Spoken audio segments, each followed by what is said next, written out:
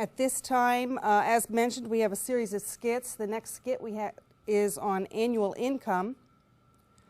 So let's go to the skit.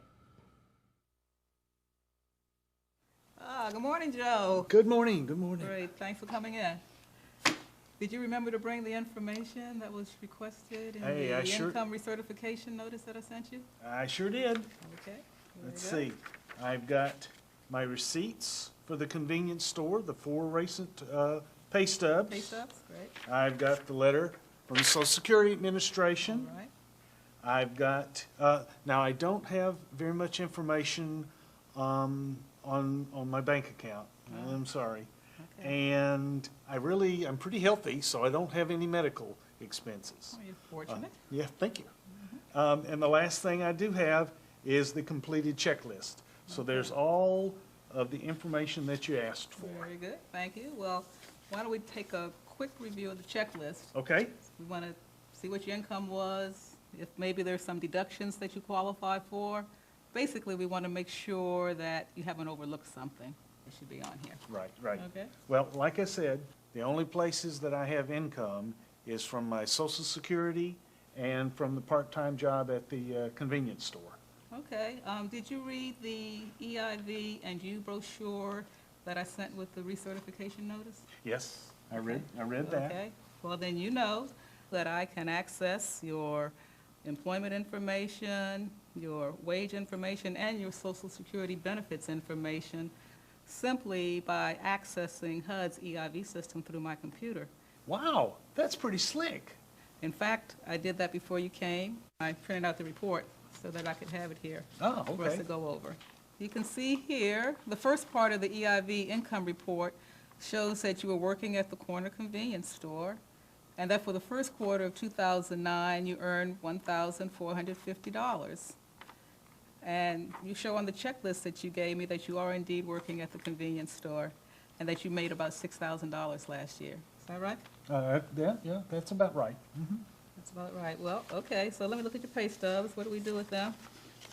Let's add it up here. And sure enough, I can see that for the 4 weeks, you brought in $500. Well, but I only got about $400.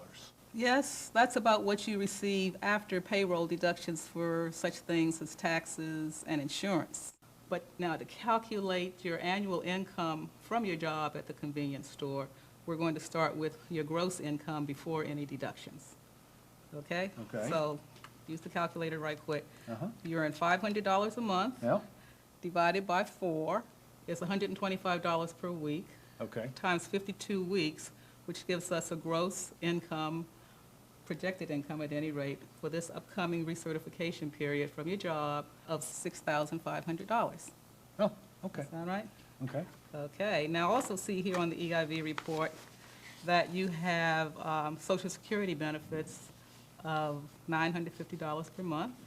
It also shows that your Medicare premium of $96.50 is deducted from this amount. Right, Sound about right? that sounds about right.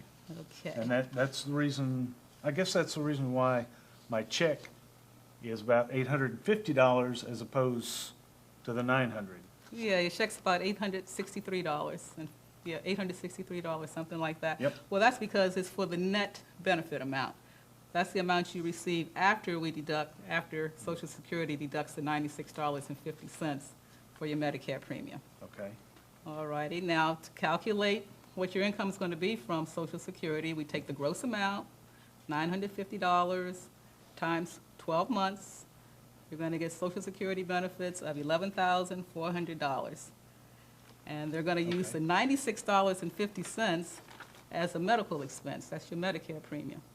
Now, are you sure you don't have any other medical expenses? no, even though I'm an old man, I'm still pretty healthy.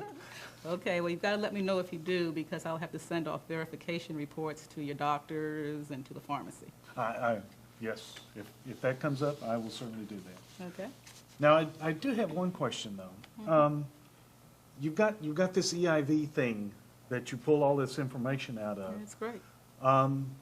Why can't you use that to do all of this work? Why do I have to bring in my pay stubs? Well, that's because the information in the EIV system is really pretty old. we can get a much more accurate projection of your anticipated income over the next 12 months if we use your current income. Oh, okay.